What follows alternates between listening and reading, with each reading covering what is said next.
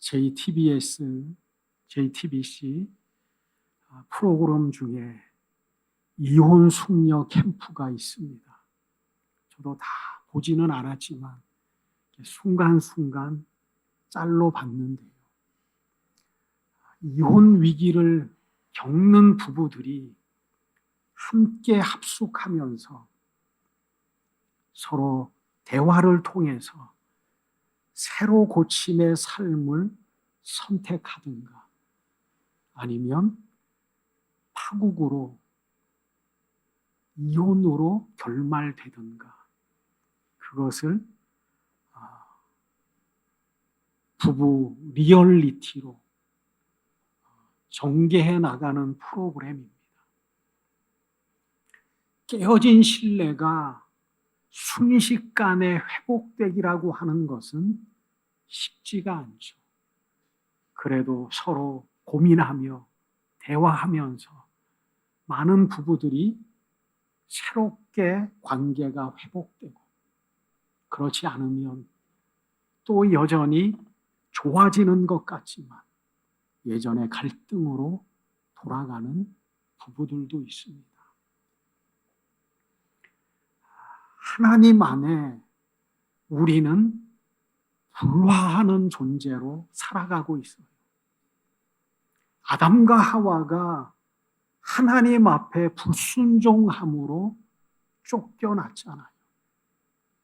인간의 마음 속에는 죄라고 하는 악한 본성이 여전히 남겨져 있어요. 하나님과 잠시 멀어진 상태가 아니라 인간의 삶을 성경은 하나님과 원수되었다 그렇게 표현하고 있어요. 우리가 하나님을 알지 못하였을 때에 우리의 삶은 하나님과 원수된 삶, 그게 이 땅을 살아가고 있는 하나님을 알지 못하는 사람들의 현 주소예요.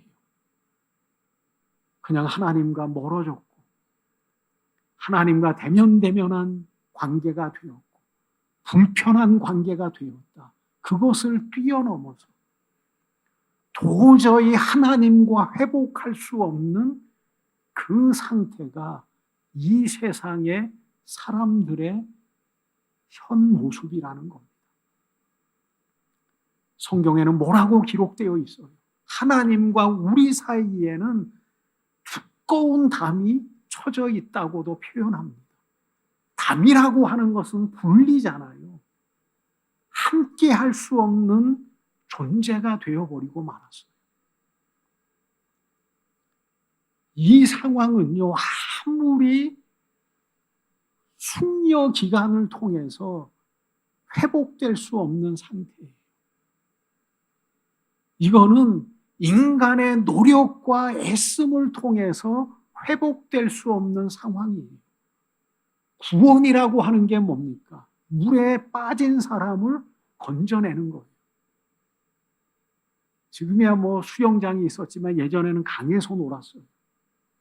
한 번쯤은 강에서 놀 때에 물에 빠져 죽을 그러한 상황을 한 번쯤은 경험해 봤을 거예요. 한번 물을 먹으면요, 정신이 하나도 없어요. 어떻게 대처해야 되는지 그것도 생각이 나지 않아요. 그때 그 사람을 빼낼 수 있는 방법은 뭐냐면 누군가 와서 머리채를 잡든 손을 잡든 잡아서 빼내지 않으면 살 수 없어요. 판단 능력도 없어지고요. 정신이 하나도 없어요. 구원이라고 하는 게 그겁니다. 누군가 와서 빼내어 주지 않으면, 머리채를 잡고 끌어내지 않으면 살 수가 없어요. 물에 빠졌는데 스스로 내 머리를 잡고 건져낼 수 없잖아요. 인간의 그 죄라고 하는 것이 그런 상태예요. 인간 스스로 하나님 앞에 길을 내서 갈 수도 없고, 인간의 선함을 가지고 온전함에 이를 수도 없고, 그게 인간의 삶의 현 주소입니다. 그래서 하나님께서는요, 우리 잘 이야기해 보자, 그게 아니에요. 자, 우리가 이렇게 살아가고 있으니 잘 의논해서 다시금 옛적의 영광을 되찾자. 그 원인이 뭘까? 그게 아니에요. 하나님이, 하나님의 아들이 이 세상에 내려오지 않으시면 이 세상의 그 모든 죄 가운데 멀어진 인간의 삶을 회복할 수가 없어요. 그래서 성자 하나님이 이 땅에 오신 거예요. 쉬운 게 아니잖아요. 전능하신 창조자가 인간의 몸을 갖고 이 세상에 오셔서 오늘 본문의 말씀과 같이 죄 없는 몸으로 십자가에 피 흘려 돌아가신다고 하는 거 쉬운 결단이 아니에요. 사람은 소유하고 있으면 누리고 싶고, 갖고 있으면 휘두르고 싶고, 내 삶을 포기한다는 것이 쉽지 않잖아요. 예수님께서는 정말 모든 것을 다 내려놓으시고 이 세상을 구원하시기 위한 화목제물로 대속의 사역을 감당하셨어요. 생명이 우리 안에 있다고 생각하셔요? 왜 화목이 필요합니까? 왜 하나님과의 관계 개선이 필요합니까? 사람과의 관계 속에도요, 화목하지 않으면 불편하잖아요. 밥도 같이 먹기가 힘들잖아요. 하나님과 인간이 왜 화목해야 되느냐? 왜 하나님께서는 예수 그리스도를 이 땅에 보내셔서 그 엄청나고 고통스러운 삶을 살아가게 하시고 죽게 하셨을까? 화목하지 않으면 구원이 없어요. 하나님과 화목하지 않으면. 화목하지 않으면 영생이라고 하는 것이 인간의 삶 속에 주어질 수가 없어요.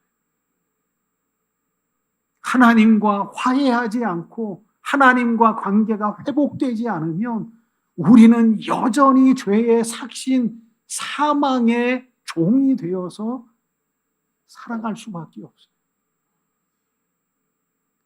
우리는 그저 다 사람도 죽는데 사람 태어나면 다 죽게 돼 있어. 하나님은 그 마음이 아니에요. 하나님은 그 마음이 아니에요. 내가 인간을 창조하고 이들에게 영생을 약속했는데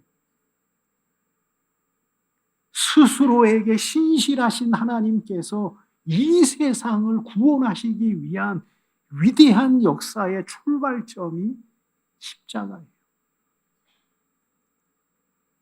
인간도 이 세상을 살아가면서 영원해지기를 원하잖아요. 병 없이, 죽음 없이 이제 이 세상에서 영원히 살고 싶은 욕망들이 사람의 마음속에 다 있어요. 삶이 힘들다 보니까 짧고 굵게 살고 싶은 소망도 있지만 영생의 방법이 있는데 그걸 외면할 사람이 누가 있겠어요? 어디에 가면은 그 물을 마시면 사람은 죽지 않고 영원히 살 수 있대. 그러면 미어 터질 거예요. 예수님께서 이 땅에 오셔서 그 길을 여신 거예요. 하나님과 원수 되었는데 하나님과 화해를 시켰어요. 그래서 인간에게 생명을 다시금 부여하신 거예요. 말씀드린 것처럼 생명이 나한테 있는 줄 아셔요. 태어남이 내 의지에 있습니까? 이 세상을 마침이 내 삶의 의지에 있습니까? 그게 아니에요. 생명은 하나님 안에 있어요. 성경은 우리의 존재를 뭐라고 말씀하셔요? 너희는 피조물이야. 만들어진 존재야. 그렇게 말씀하죠. 누군가에 의해서, 조물주에 의해서 인간은 만들어진 존재, 이 모든 세상은 창조되어진 존재. 우리가 그것을 누리고 살아가요. 우리의 애씀으로 살아가는 것 같지만, 우리가 스스로 존재하는 것 같지만, 여러분, 공기가 있잖아요.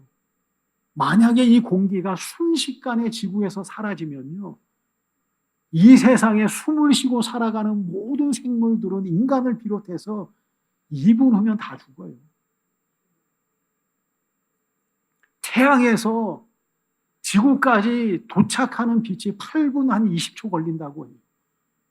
만약에 순식간에 빛이 차단되면요, 일주일이면 이 지구가 영하 18도가 돼요.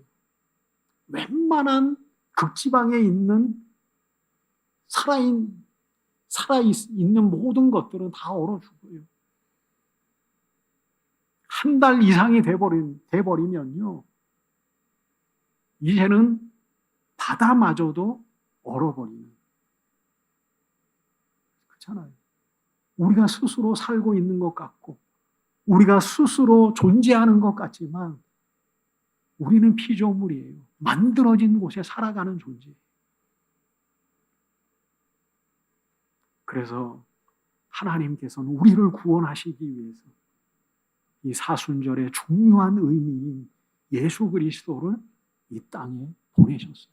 그래서 오늘 본문의 주된 단어가 뭡니까? 화목.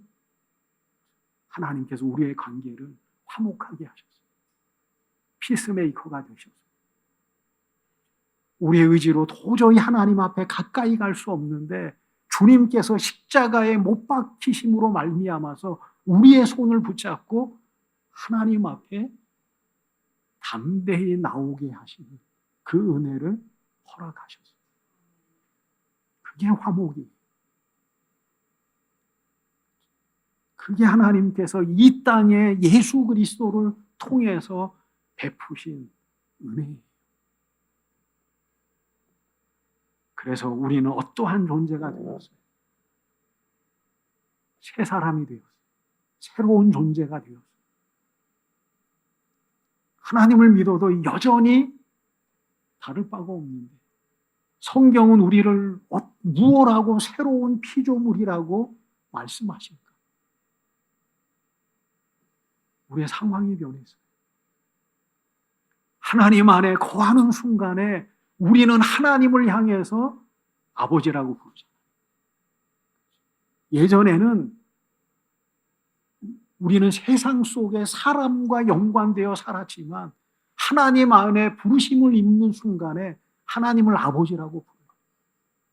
하나님의 거룩한 백성으로 여겼어요. 하나님의 자녀로 여겨주셨어요.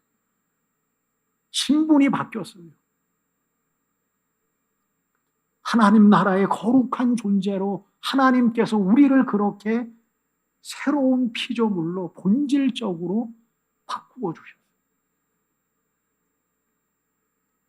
그런데 아직은 완성되지가 않았어요.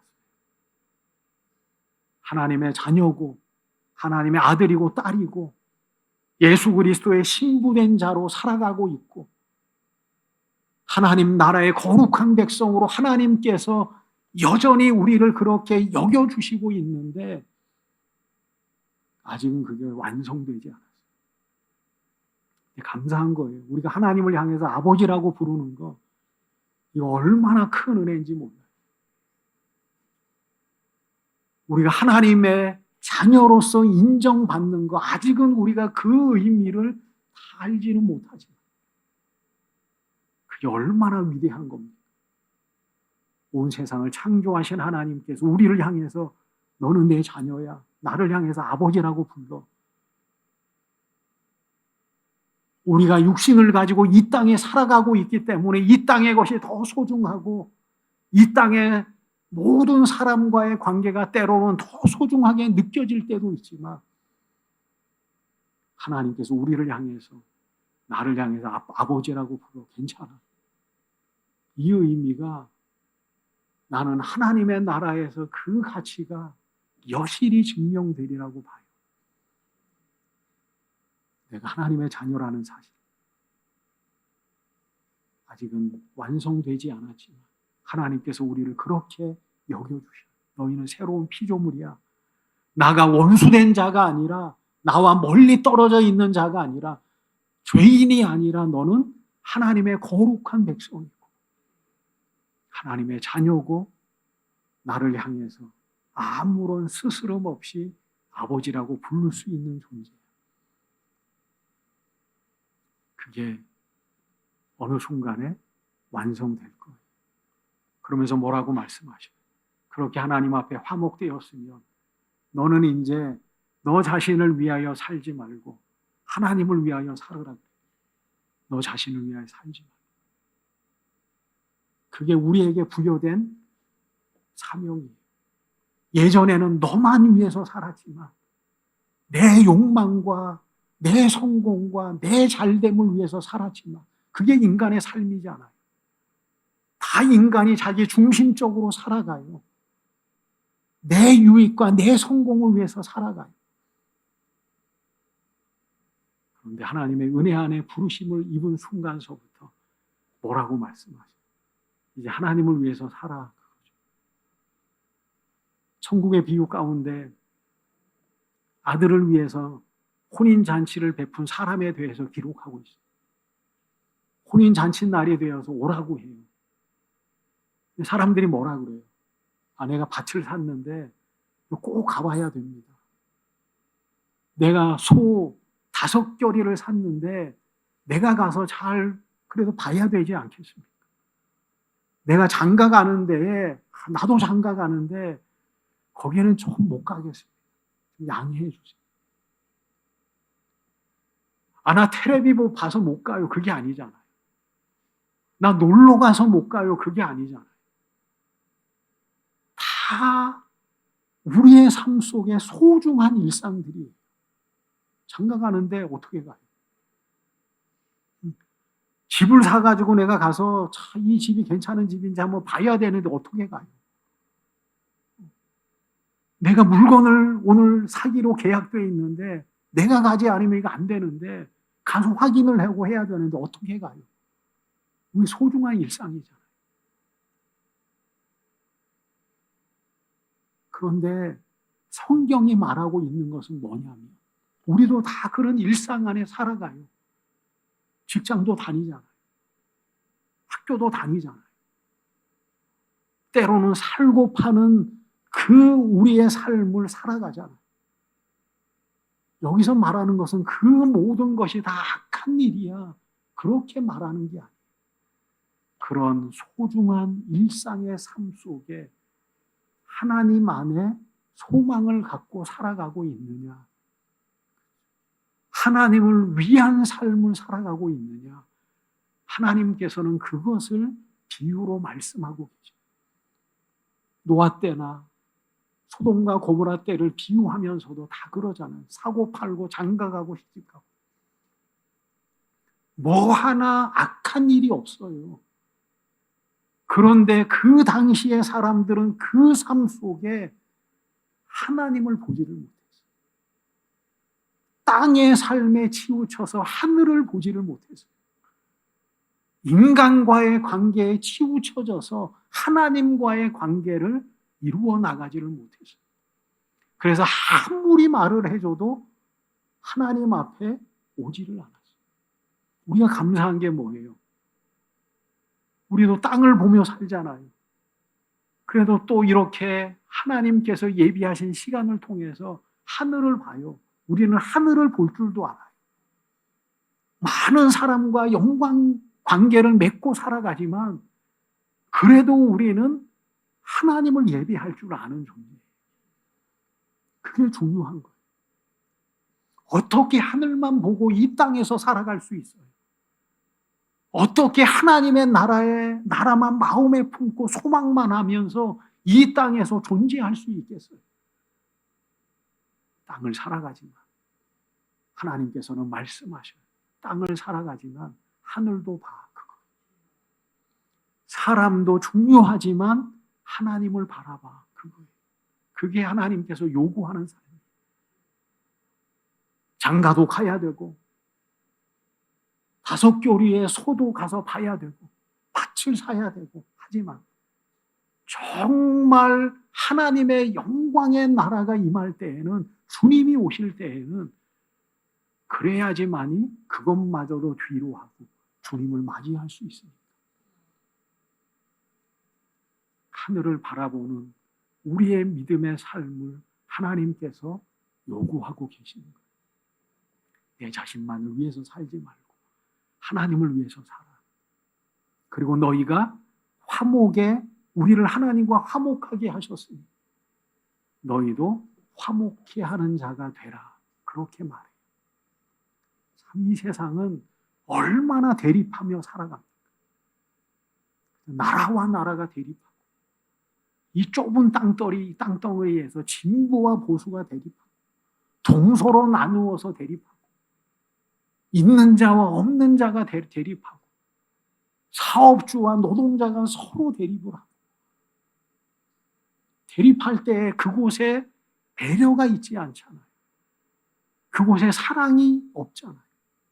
어떻게 하면 그 상대방의 약점을 잡아서 내가 원하는 것을 얻어나갈까? 그 싸움이 대립이에요. 분열이에요. 그러니까 이 세상이 이렇게 시끄러워요. 이렇게 시끄러워요. 예수님께서는 뭐라고 말씀하셨어요? 화평의 왕으로 오셨어요. 말씀드린 것처럼 평화의 왕으로 오셨어요. 능력이 있으셨지만 예수님께서는 그 능력으로 이 세상에 평화를 왜 못 실현하겠어요?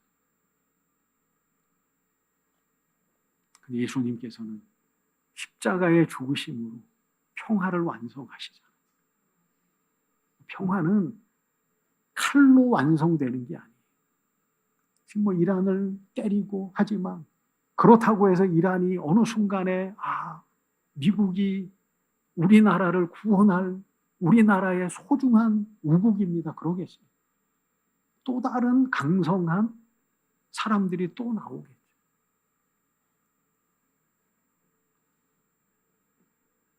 하나님께서는 우리에게 말씀하셔요. 너희가 화목을 이루어 나가라. 화목을 이루어 나가는 데 있어서는 예수님과 같이 내려놓음과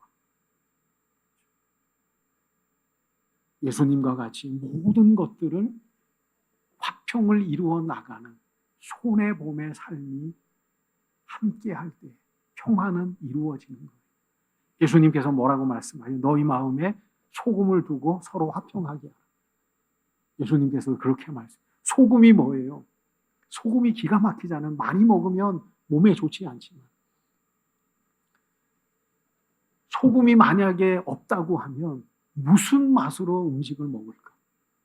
그렇잖아요. 소금만 먹으면 짠데 소금이 가서 모든 재료들을 어우러지게 해서 좋은 맛을 내잖아요. 그것처럼 소금을 너의 마음에 두고 서로 화목하게 하라. 예수님께서는 그렇게 말씀하시면서 예수 그리스도의 그 화목제물로 우리가 하나님과 하나 된 것처럼 우리로 하여금 화목의 사람이 되라. 그렇게 말씀하셔요.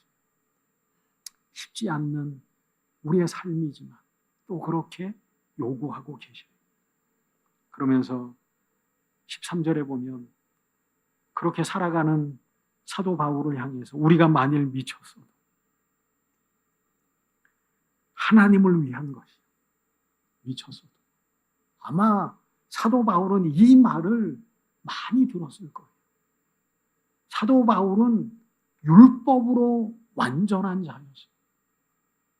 가만히 있으면 총망받는 그 당시의 리더로서의 삶을 살았어요. 평안함이 보장됐고 많은 사람들을 이끌어 나가는 신앙적 지도자로 서 나갔을 거예요. 사람들이 보니까 어느 순간에 보니까 그거 다 팽개치고 사도 바울과 같이 사도 바울의 표현과 같이 내가 이 모든 것을 다 배설물로 여기고 어느 순간에 보니까 십자가 예수를 증거하겠다고 온갖 고난을 다 당하면서 돌아다녀요. 사람들이 보니까 뭐라고 하겠어요? 저 미친 사람. 정상적이지 않는 사람. 출세가 앞에 놓여져 있는데 가만히 있으면 존경받는 사람으로 살아갈 텐데 늘 두드려 맞고 다니고 늘 도피하고 도망하며 다니고 죽을 고비를 넘기며 살아가는 그 사도 바울을 보면서 뭐라고 했겠어요? 저 미친 사람. 정상적이지 않는 사람.